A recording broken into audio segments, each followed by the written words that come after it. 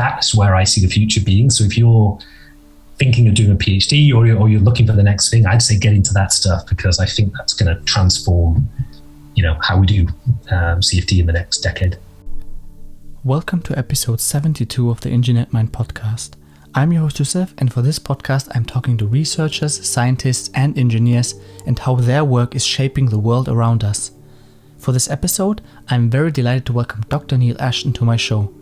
Neil leads the computational engineering product and technology strategy at Amazon Web Services, with a particular focus on computational fluid dynamics and high-performance computing. He also is a visiting fellow at the Department of Engineering Science in the University of Oxford and a fellow of the Institution of Mechanical Engineers. Previous to these positions, he worked in Formula 1 with the Lotus F1 team, now Alpine F1 team.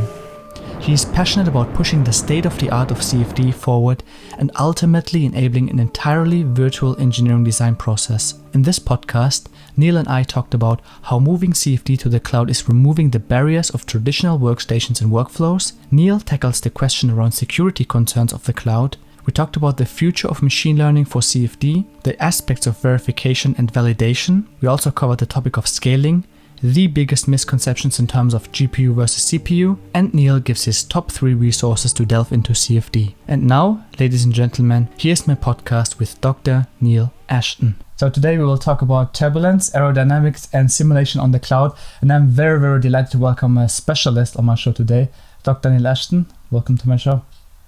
Hey, nice to be here. Cool, thank you so much for doing this. Maybe give the audience kind of a background, like who you are, what you're doing, and what you do at Amazon. Sure, yeah. So, I work at Amazon Web Services, but before that I was, started doing a PhD, like many people maybe who watch this, in turbulence modeling at Manchester University. So kind of a lot of heritage there in a lot of the models that came out, K-Epsilon model, Brian Launder, people like that. So definitely had a good time, even in my undergraduate. And then when I did my PhD, looking back and being like, oh, that person who taught us, that was Brian Launder. Oh, okay, he actually knows his stuff. When you're an undergraduate, maybe you don't really think of it. And then even people like Tim Kraft and others who have developed things you don't fully appreciate. So yeah, I did that, but I was always really interested in Formula 1, and I was trying to get into Formula 1. So I after my PhD, I managed to get a job at Lotus, which is now Alpine, I think is the name of the team. So I did that, and that was a great way of CFD in practice, because you do a PhD or you do an undergraduate and you kind of learn about the theory of it, and of course you are also running cases, but I always found there's a big difference between the academic mindset and the reality of industrial needs and times and things like that. So that was like a great additional learning, I suppose, to transition from that more academic mindset to an industry one. But then I went back to being a postdoc afterwards, because I really had missed kind of, I suppose, the PhD research side of things. So went back to that, but I was lucky that I did quite a lot of stuff with some of the European Commission projects around turbulence modeling. So there were some of them that, we had DLR and Airbus and ANSYS and various other companies. So there was kind of a nice blend, and that's where I did most of the stuff on the hybrid brands, LES, kind of more development, and had a good opportunity to go to NASA Ames for a bit. So that was nice, because it was more on the aerospace side. So certainly learned a lot more about the overset kind of family and structured methods, and the kind of more US kind of thinking. Like I saw, depending on where you do your undergraduate degree, you either learn things incompressible, and everything's done in the incompressible form, which is probably why people then use OpenFOAM. And then, at least what I was seeing a lot in the US, if you did your degree at Stanford, you probably learned it more in the compressible form, and you would probably be then looking at SU2 as your open source. So there seems to be this like split. So I quite like being at the Lava group under Chetin, learned a lot about, that side of the thing. And then, cut a long story short, came back to Oxford, was at Oxford doing a research group for a while, and then started to work with some companies like Formula One, and AWS was brought in, this cloud. I was always using high performance computing. Every academic, every person wants to have access to the biggest supercomputers in the world to run their simulations. And then I joined AWS 2 years ago as, I suppose, the CFD specialist to help customers who are wanting to run CFD simulations, like Formula One or Joby Aviation, doing some cool stuff. But now I'm actually working in our kind of service team, which is developing the future products and services to help people do CFD. So a bit of a long-winded introduction, but there you go. Yeah, you talked about a lot of topics that we will talk about today in today's podcast. Maybe a personal question: what made you even choose computational fluid dynamics in the first place? Like, do you draw parallels between chaos, turbulence, and real life, or why didn't you decide, like, for example, for finite element analysis? Yeah, good question. I think it was the Formula One thing, if I'm honest. I think, in that, I think a 4th-year project, was it a 4th year or a 3rd-year project, with Alistair Revel, who's now professor at Manchester. And I really wanted to get in Formula One. And I think this was a project doing like some rear wing or some aerofoil sort of design in Fluent. And I think it was instantly, quite, because I was always into computers and IT, CFD just kind of brought some to visualize it. And I suppose aerodynamics feels a little bit more tangible, at least to me, than the structural side. And I think maybe it's also, if I'm honest, the lecturers, people like Tim Kraft were such good lecturers at Manchester teaching turbulence modeling and teaching fluids, that I just found that more interesting in a way than the classes that we had for finite element. So maybe it's all down to that as well. I see. Maybe we can kick things off with talking about the cloud itself. Like, where do you see going from on-premise tools, then going to the cloud? Like, where do you see the big advantages by using the cloud? Yeah, so the way that I always frame it is, I think the CFD community in general is on a path to more accurate, higher fidelity methods. It's been happening for decades, but it is quite largely linked to availability of high performance computing resources. When I started my PhD, maybe we only had access to 32 cores or 64 cores, or maybe, over 100 was seen as a big thing, which of course limits the grid size, the time steps, the fidelity of the simulations. But now if you fast forward and it's possible for people to be running on potentially thousands of cores, you instantly are able to do more high fidelity stuff. So I suppose the cloud bit comes in, that if you're an academic, you're kind of used to putting an application and getting on one of the big DOE machines in the US, or like a Prace machine in Europe or something. But if you're industry, you can't just jump onto those machines, and you're kind of having to use your own resources. And the simple thing is the cloud just gives you more availability, or access to availability of much larger capacity and more flexibility. So people don't have the excuse of saying, well, I don't have enough high performance computing resources. It's there if you need it. So in some ways, I just see it as a bit of a unblocker, so that you can then focus on the high fidelity CFD and not worry about the HPC. Yeah, do you still see a lot of people still buying huge workstations, although the cloud is already enabled for them? Like they can go to AWS, for example? Yeah, it's still relatively new, I suppose, and depends how much you've had awareness of it. I think it's still true that many people still will be buying on-premises systems and workstations and things like that. But there is definitely a growing number now who see just how advantageous it can be. We work quite closely with Joby Aviation, who are designing the urban air taxis, the eVTOL, and they're a startup. So if you're a startup, then you want to be as nimble, as flexible as possible. So you don't want to be lumped with large capital costs of owning a huge data center, and you've got staff constantly joining. So you want to be able to be flexible. And so for companies like that, it's a no-brainer to move to the cloud, because they can get all the performance they need. They can have the workstations or whatever without having to worry about physically managing hardware. And especially now, if we're honest, at the time of this recording with the COVID people are working from home, a lot of them are doing remote anyway. So the whole thing of I want something under my desk is simply not true, regardless of the cloud or not. So the idea of remote logging into a cloud instance versus remote logging into your machine by someone's desk, and the one story I always tell, I won't name names, and I've done this in the past, to be fair, so I could probably use my own example, is if you're not in the office, how many people have had to call somebody who is in the office to restart their machine? Mm-hmm. I've definitely had to do that with somebody. And so you don't need to worry about that in a kind of cloud-like environment. So there is some benefits from not having a massive desktop, under your machine, under your desk in your office if you're not there. Yeah.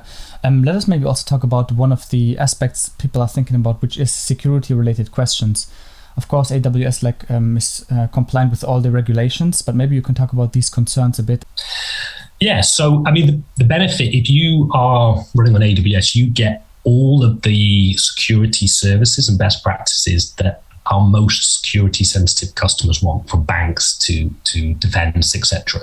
And you get access to that. So those services were designed to meet their needs, but it's available to all.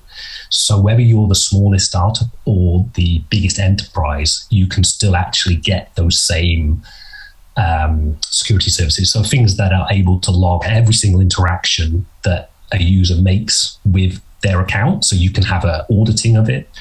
You can control at the finest level exactly every single port that's open, every single IP address, and you can then template that and push it out to your entire industry. So it's actually, many people say, more secure on the cloud. And in fact, from a UK point of view, there was a blog written by someone who looks after it for the UK defense industry.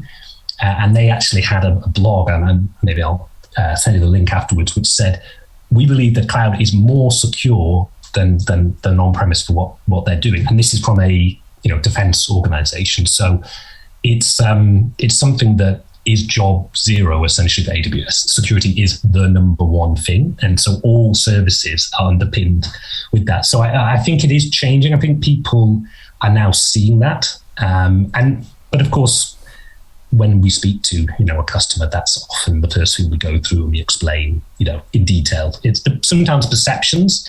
Once you get into the detail, then people see actually that it's often more secure.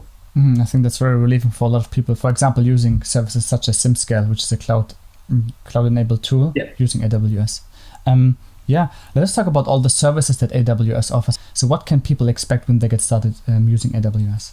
Yeah, well, I mean, the first thing to say is that it's, if we're talking now in, let's say, a CFD sense, a lot of people would be thinking first of HPC, high performance computing cluster. And absolutely, you could do that. You could spin up some resources. There's nearly 500 different instance types with Amazon EC2. So whatever sort of instance you want, Intel AMD, ARM, NVIDIA GPUs, etc. But I think what's really interesting is actually the other bits. So if you are running a CFD simulation, what if you want to be tracking all the results of your simulations? Well, you could use our database services. So you can actually create whatever databases you want to store dynamically all the results and kind of pipeline it together. So automatically a result gets pushed to this database. You don't have to have it in an Excel spreadsheet on your laptop, which is the kind of old school way of doing it. But then, once you've got that, then you may think, what about machine learning? And again, all in the same bit, you can then use SageMaker or something to be piping the data from all your results into some ML model that you've made. And then you can, do some sort of quick site dashboard to be interactively looking at. So there's so many, and then of course the website, the fact that you can present that as a website. And of course, that's why so many companies, like SimScale, have done SaaS solutions on AWS, because they can easily in one place do the HPC cluster bit, the standard bit that's needed to CFD, but also do all the web front end, the back end, the database, all that kind of stuff. So yeah, it's more than just compute, I suppose. Yeah. Cool that you talked about machine learning, by the way, Neil. I actually want to talk about this at the end of the podcast, but let's talk about it now, which is like, where do you see the future going when it comes to cloud computing? Should people jump on the machine learning hype train? Where do you see the future going in terms of CFD plus ML? Yeah, so I mean, for me, it's a no-brainer that everybody should be looking into this, in my opinion. I mean, the way I see it is that you can't talk about it in one way. There are many different applications or potential applications of machine learning and deep learning for CFD. I think one clear one is there's a lot of research around neural nets to try and do the classic kind of input-output sense. And we've already been doing some work with Formula One on that. There was a presentation, actually, I think it's on YouTube, where we talk a little bit about that, the idea of, if you have an input, let's say some data, and you have outputs, let's say some wakes, you can then create a deep learning model to optimize to find the right input to the output, essentially. So that's one thing which I think is very interesting. The other one is just simply around the data itself. So, there's a lot of stuff you can do to do enhanced data analytics, essentially. And of course, from a CFD point of view, other than the kind of deep learning autoencoder style approach, which is almost saying we only need CFD at the beginning, the training data, and then we can create our own model, kind of the holy grail in a way. But there's also, of course, inside the turbulence models that, instead of, and there's been a lot of research, Karthik's been doing Durazami around, could you actually create a RAND model or maybe a subgrid scale model and use deep learning or machine learning instead of essentially manually tuning the coefficients. So I think you can see it in different ways, either just to augment a turbulence model or even go outside and not replace CFD, but certainly go to some way to enhance it. So yeah, I think there's so many. I think we're lacking maybe the concrete examples, repeatable examples by multiple groups in an open source way. For realistic industrial geometries. I'd say we're probably in the interesting academic work, and there's certainly a lot of startups who are presenting the stuff, but probably as a community, we've maybe not got yet to the widespread proof that maybe people want to see. I see. Yeah, it's also interesting, Neil, that you mentioned that rather machine learning or artificial intelligence augmenting your CFD simulations and not substituting it. Because I think that's also a big misconception of people thinking that they can substitute all the PDEs by just using a machine learning model. And I think it's just there for augmenting your CFD. Well, yeah, and I think, there's obviously the potential for it to go further. And depending on who you speak to, there's obviously some work around solving the PDEs. There is some work around just augmenting, like I said, the turbulence model, or the whole more image analysis, which is, of course, what a lot of the deep learning stuff was designed for, in the first place. So that's what I mean. I think it's a really exciting area, and every company that I speak to is interested in it. Every single, doesn't matter whether it's a small startup or really large enterprise, they're often asking, what can they do?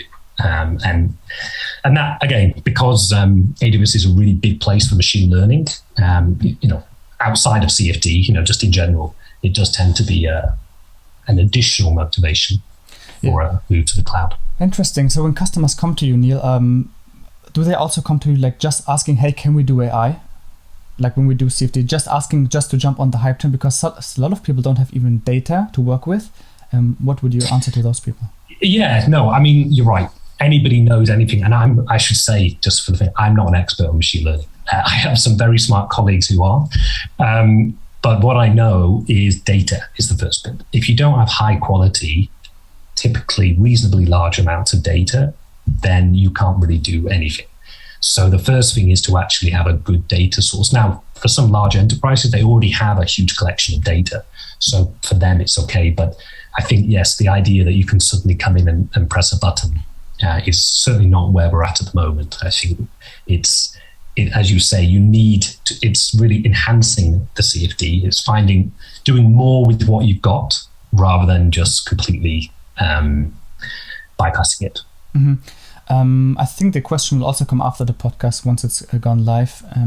Where can people get started using AWS plus machine learning? Do you have proper resources for that? Yes. So, I mean, we have some CFD workshops that maybe we can kind of put the link to that have that kind of from the beginning to the end of like running, let's say, an OpenFOAM type case. And there's quite a lot of SageMaker tutorials. There's not a CFD plus ML tutorial. That's still, I suppose the point of the research. But maybe we can put some links at the end for people to have a go. Definitely. Also, the CFD workshop you were talking about, we had 2 questions coming in actually from LinkedIn, which were talking about validation. How do you validate actually a CFD case? Maybe you can talk about that from your own experience, how you would approach this. Yeah, so I mean, I would probably point to some of people I work with, like Chris Rumsey and the folks who also do the NASA turbulence modeling website. And there's a lot of resources on there. Brian Smith, from Lockheed Martin, who leads that group. A lot of great resources for verification of models. So I think one of the first things is this argument of verification and validation. Well, it's sometimes difficult to do it, but from a pragmatic sense, certainly for CFD practitioners out there, we would always recommend that if you go to that website, there's a whole host of very simple test cases that are being run by quite a large now number of codes that are simple enough and small enough that you can get to a mesh refinement. And the entire turbulence models are listed in specific detail. And so I would definitely recommend that if people are using a code or implementing an academic code, whichever way around, to go to that resource, because you can essentially do some verification of your code against that. Now, most of them are on the currently available codes. So let's say Sparta Maris-based codes or SST-based codes. If you're obviously developing a brand new model, then it's, I suppose, more on you to be doing that. But that's the first thing I'd say. We've seen doing that sort of verification where there's a big community of codes already can give you some reassurance that you've implemented the model correctly, I suppose. And then from a validation point of view, comparing it against some sort of experimental or data set, normally that's where I would recommend again, from those sort of sites, more the DNS data. Because the problem with experimental data, it's very difficult to ensure that you are exactly matching the experimental conditions. At least with some DNS data, you've got a great or a much higher likelihood of doing it. So there's always a big leap. Eventually, you have to go to a more realistic case if you're doing anything of kind of more industrial applications. But what we've seen in some workshops that I've been involved with, like the high lift workshop, if you do the verification of the codes and you can at least run the cases and see if you're matching what others are doing and trending towards the same result, those people who essentially passed that verification then had a much closer agreement when they ran a much more complicated, larger case. The people who failed the verification or didn't do the verification, there tended to be a much bigger spread. So I hope that answers your question. Yeah, definitely. Now, if you want, you can send me a few links and I will put them in the description once the podcast goes live. Do you know about the largest simulation run to date on AWS? Well, it depends what you define by largest. So we have customers who are regularly running more than 1 million cores. And that's in a loosely coupled sense. So one of the things, of course, with HPC is it's not just tightly coupled MPI. There's also the case that some people want to run many, many jobs. Or there's types of simulations where it's like an EDA type thing, where there's just multiple potential things you could be running. So yeah, we have customers running millions of cores, and I think there's an example. I'd have to send you a link of someone who did it recently, and this was all with spot instances, so that's just spare capacity. But in terms of actual tightly coupled MPI, I'm not sure. I ran a 40,000 core case a couple of weeks ago. That was on a 1.4 billion cell automotive model. That was with Star CCM.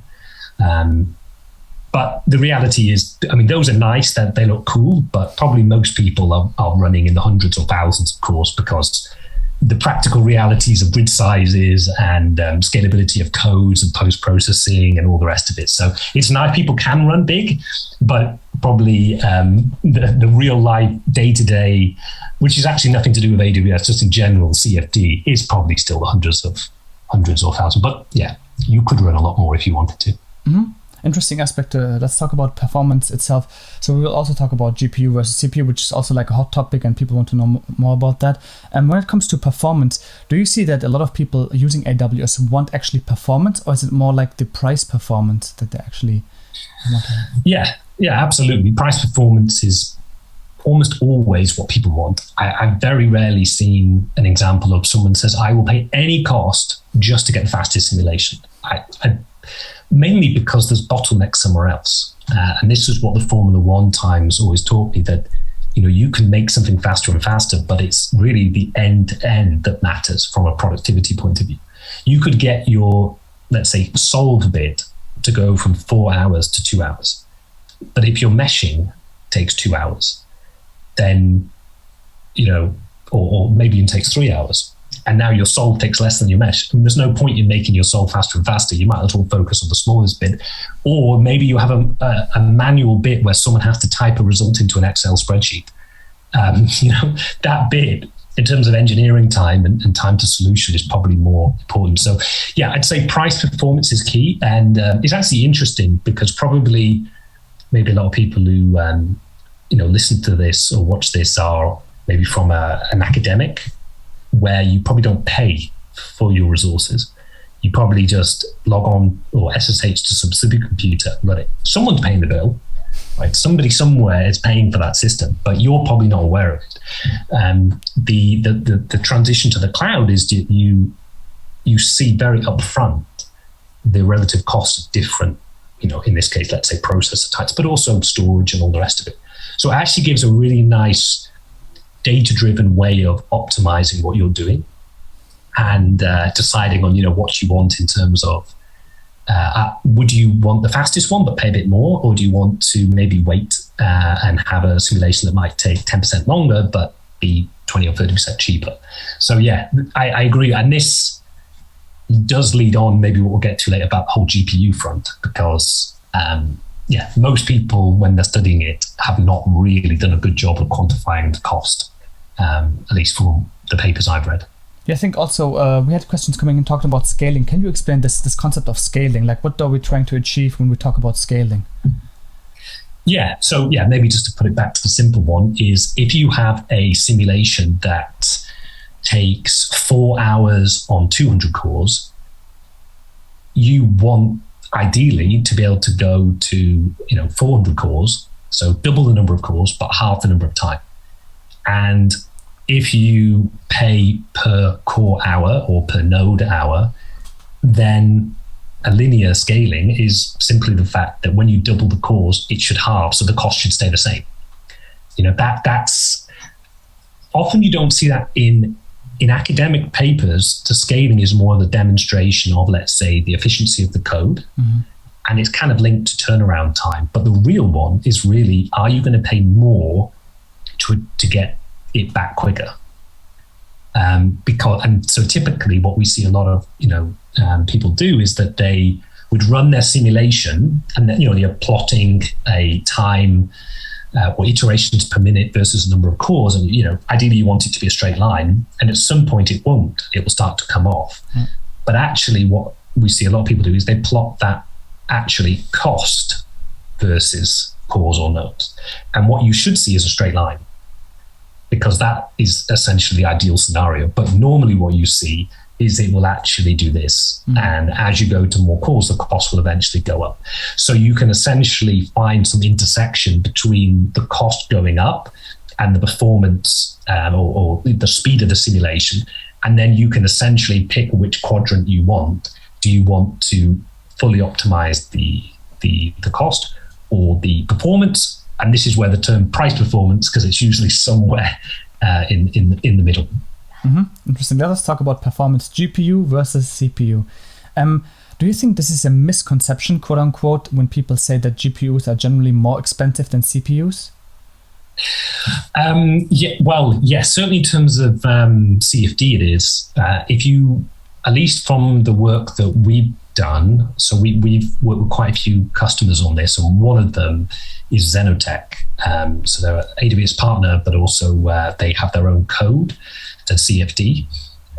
Great company, real heritage. Jamal and the others who have worked for decades in the aerospace industry, developing quite the codes or the fundamental parts of codes that many people use now. And so we did a test where we worked with them, and there's a link. There's actually an AIAA paper on this, where we did CPUs. So it was an aircraft case, I think 100 and something million cells, and their code can either run pure MPI, OpenMP, or run on CUDA. So they can switch just to, I think, compile time, whether they're going to run on a GPU or a CPU.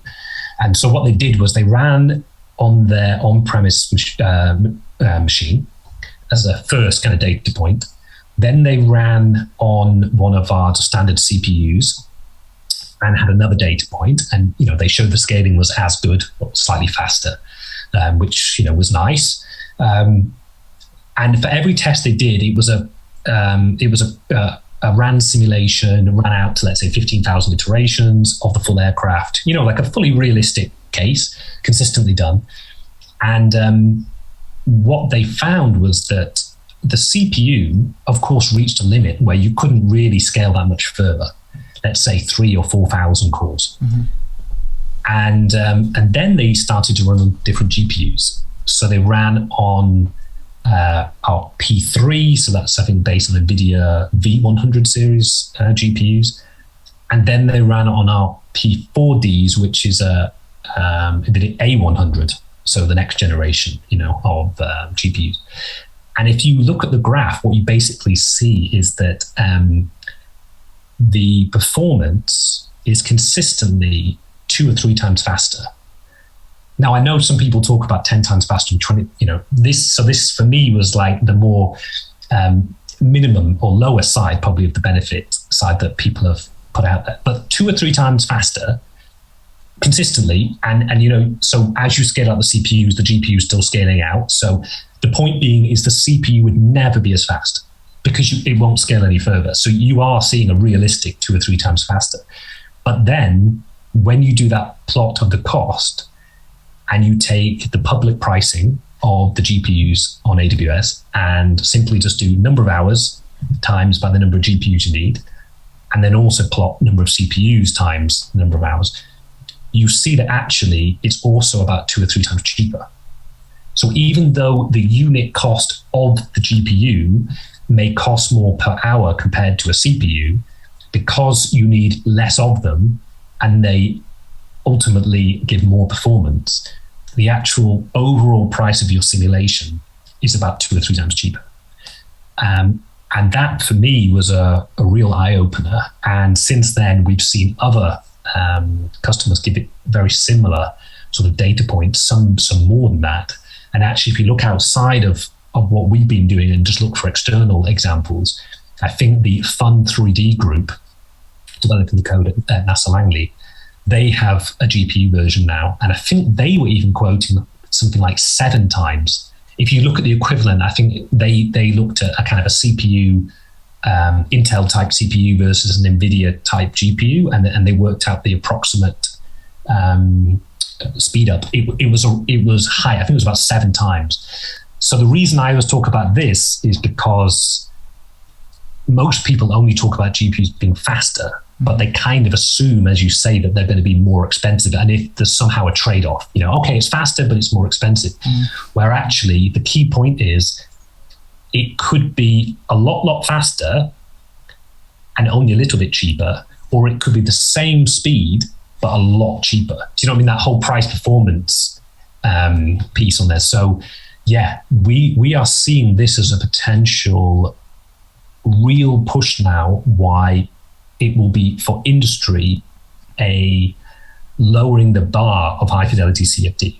It should, in my opinion, mean that instead of it LES or warm-mold LES being a $1,000 or $10,000 type simulation, it could be a sub $1,000 or sub $500 simulation, such that it could be used more frequently. And I think that is more than any It's more than I expect. I didn't think that this would happen in this way, and I think that's why you're seeing so many people now bring out GPU versions of. Every day I speak to someone who's bringing out a GPU version of a code. So I think the big jump in GPU performance and the relative cost benefit of that is actually quite exciting for people who want to do DES or mod LES type simulations. That's so cool. That's so interesting. Thanks for sharing this. When we talk about GPUs, of course, we also have to talk about methods like Lattice Boltzmann method. Do you see more trends or like more people moving towards the LBM movement? It's called like that. Well, exactly. So if you think now, the way I see it is, and I'm still, anything, you there's always different methods for different things, and there's plenty of examples of the CFD industry that's more than just external aerodynamics. So of course, there's some areas that are not going to have the benefits that we're talking about. But yes, I think if the logic is that you need to go to beyond RANds, which I think, as much as I like RANds, I think is the consensus or growing consensus now. It means that you're probably going to be running in a transient way. Well, you are going to be running in a transient way. You're probably going to be there for running and needing quite large grids.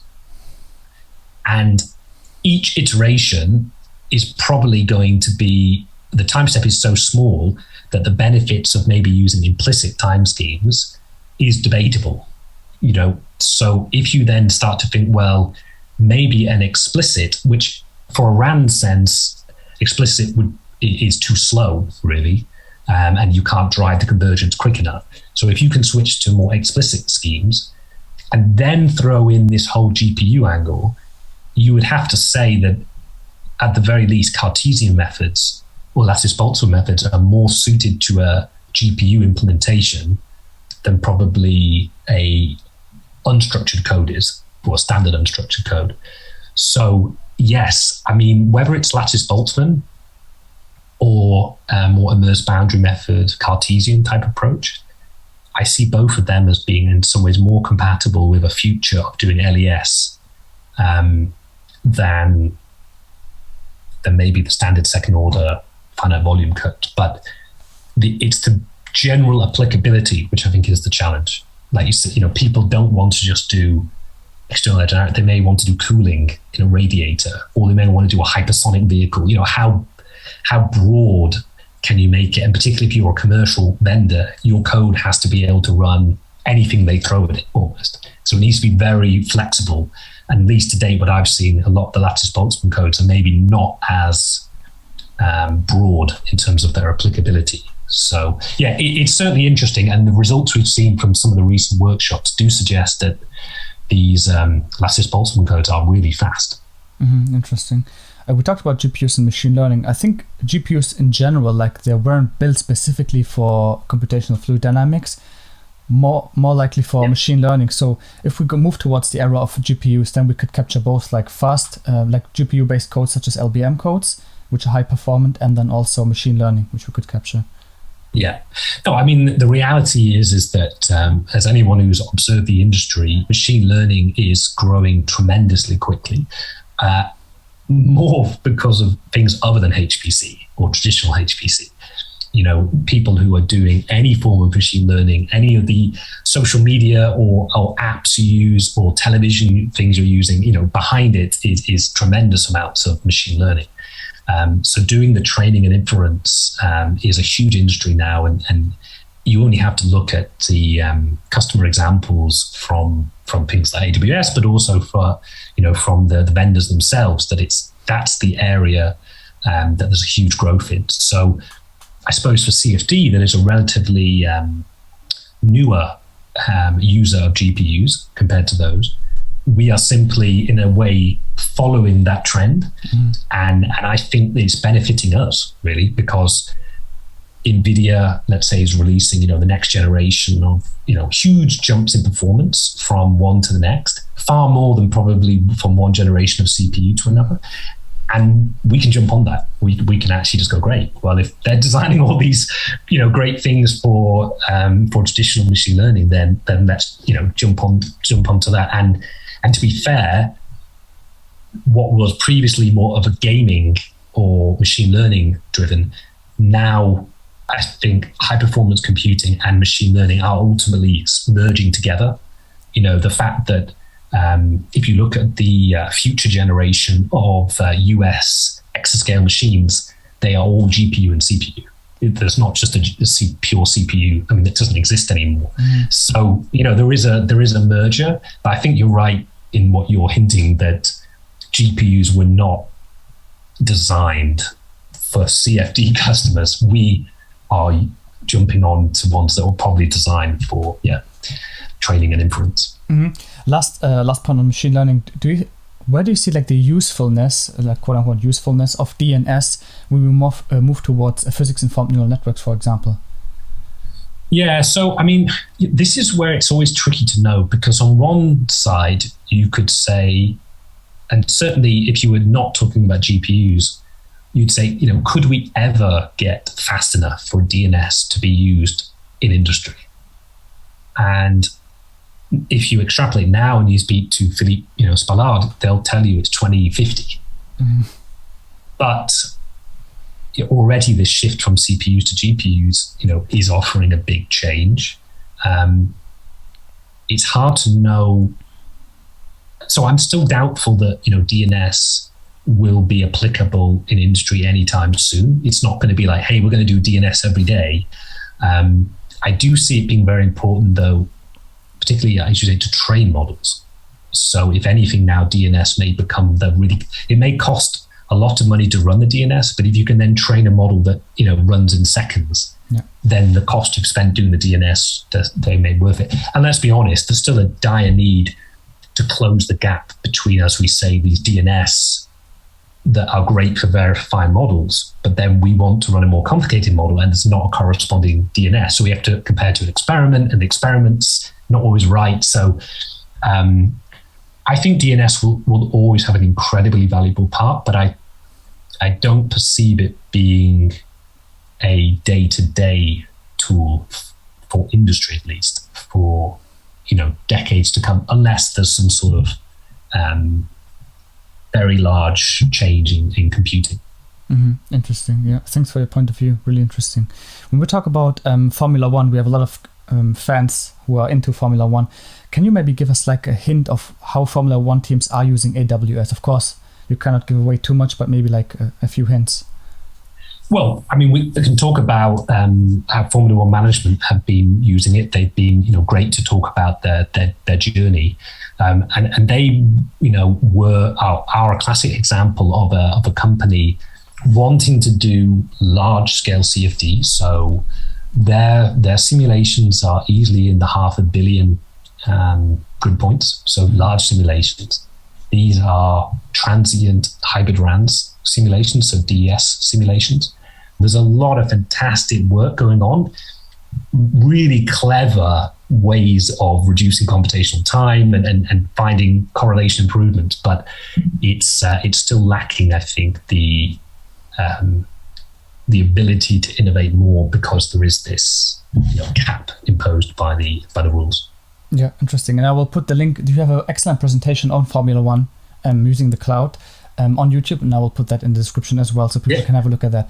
Let us go quickly jump back to the beginning of the conversation where I talked about academic versus the industry. When people don't actually know what they want to do, of course, it's an individual decision. Of course, circumstances in life also play into that. When you have to compare academic life or work compared to industrial work, how would you compare those? What's the advantages and also disadvantages? Well, I mean, everyone to their own, and I'm obviously going to be biased because of the journey I took and taking, I suppose, is I personally would advocate, firstly, I think a PhD is a fantastic thing to do if you're able to do it.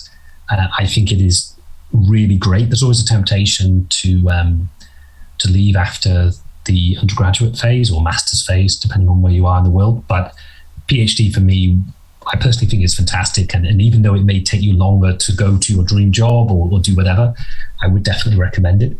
And I would also say I definitely recommend the idea of having some experience of both. I think people who have never been in academia and only in industry are maybe missing some insight and rigor that maybe academia brings.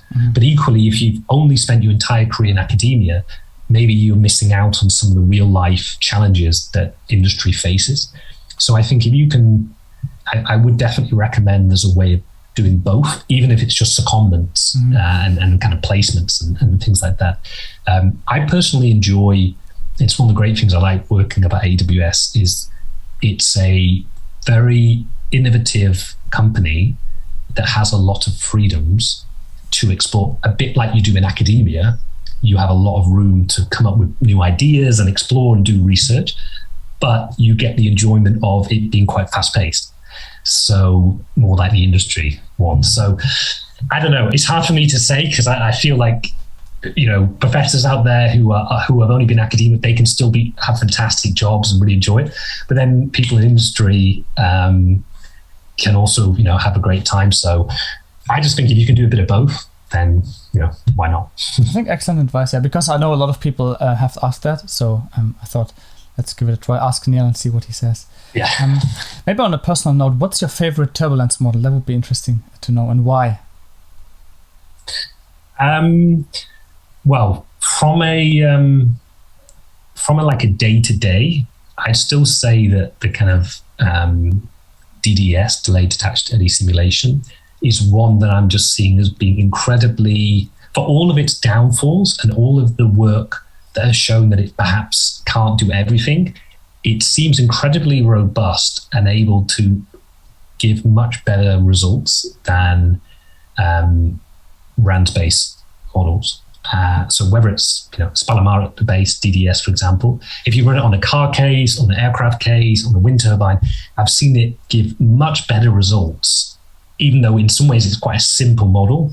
You know, if you actually look inside what's going on in the model, it's very easy to implement. If you have a code and you want to implement a DDS model, it's like, you know, 10 lines of code or something. So I'd say for the ratio of difficulty to implement to accuracy of the solution, I would say, let's say an SA DDS would be my go-to. But from a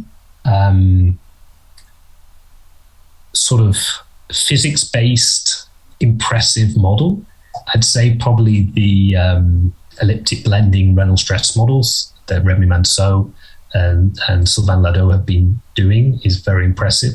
Or the Tim Craft TCL, which anybody who's tried to implement is like the most complicated Reynolds stress model out there. I think only a couple of codes even have it implemented, and I think it takes genius to try and get it to converge. But I think those kind of real physics-based, very mathematical Reynolds stress models are very inspiring because of the amount of detail being done on it. But from a go-to model, probably SA DDS. A very elaborate answer. Thanks, Neil. Your top 3 CFD books that you would recommend to students? Okay, so Pope, Turbulent Flows. I'd say still I don't understand everything in that. I think that's one of those ones that you go back to. What's the other one? There was I don't know if it's technically a book or not, but Lars Davison out Chalmers, he's done a few of these kind of PDFs which have basics turbulence modeling, which I always thought was were very good. So probably that one. And I think the other one, and my PDF thing's not working here, but there was a nice one which I think for people to get into, which was, I think it's a Springer book on, is it finite volume method for OpenFOAM or something like that? Yeah, I know what you mean. Yeah, I think OpenFOAM and MATLAB. Yeah, and I think the nice thing is that it was linking the maths of the finite volume discretization and things like that to how it looks in OpenFOAM. And I always thought that's nice because sometimes OpenFOAM for me is still probably, maybe also SU2 is the most like entry level, the best way for a new person to get in and see what's going on in the code.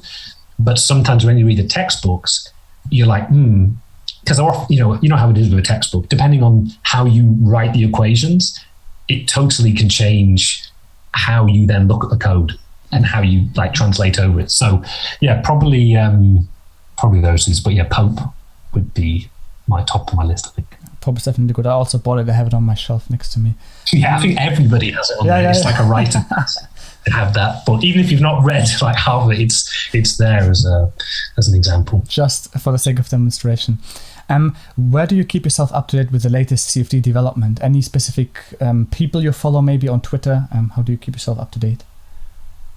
So I'd say less so on the Twitter side of things. I suppose really I would say participating in workshops. That's good. Yeah. So, I'd say that things like the high lift prediction workshop, because probably people who know me, I mean, I like to read the latest research, but I suppose I am a little bit closer to industry. I like to be in that middle ground between new stuff that's coming out and then applying it. So for me, I always like seeing how new methods perform in a more workshop-like environment where there's multiple different people. Because I have to confess, I read a paper and you're just taking the word of the author, how they've done it. And we all know who runs CFD simulations that the mesh you've chosen, the convergence, and it's sometimes, inadvertently you can be leading the wrong conclusions just because of, the thing you did. So I like the workshop environment because you have a fixed test case, fixed grid, multiple people, and then you can very clearly see how new methods are kind of coming along because you have a baseline, to compare to. So for me, things like the high lift, the drag prediction, the bank workshops, the automotive workshops that we've been organizing, but also there's a high fidelity workshop that was a few weekends ago. So yeah, I personally say a lot of the workshop, and then I still do reviews for journals, so that usually puts enough new papers across my desk. Yeah, and of course, Neil, as we mentioned, like to everyone listening, we'll put all links that you provide me with in the description, and people can check it out for sure and then participate as well. Any last motivating words from you, Neil, to the audience? Maybe if they want to delve into CFD, maybe they're a bit afraid of the equations, but they still are inquisitive and want to jump into this beautiful topic. What would you recommend to them? Yeah, well, I mean, only to say that I see it being just even more applicable now, and I think it's growing. Whenever I speak to companies, and working for AWS, we sometimes quite often speak to people from a range of different sectors, both in terms of automotive, aerospace, but at the size of the company. Everyone is moving towards a more virtual design process. That for me is undeniable. Though the growth of CFD will only continue more and more. So my only thing I would say is if you're going to pick an area to look at, I would say the kind of cutting edge GPU solvers, warm-hauled LES, machine learning derived stuff. I'd say that's where I see the future being. So if you're thinking of doing a PhD or you're looking for the next thing, I'd say get into that stuff because I think that's going to transform, how we do CFD in the next decade. Excellent, Neil. With that, I would like to close the podcast. Thank you so much for being on my show, Neil. It was an absolute pleasure. And I wish you a lot of converging simulations. Let's put it that way. And maybe we have a second part in the future. Who knows? That would be great. Yeah. And maybe we could even do a session like how to get started using AWS. Maybe kind of a run through a tutorial. That would be great for people to get started using AWS. Cool. Thanks again, Neil. And I wish you all the best. Great. Cheers. Bye. Cheers.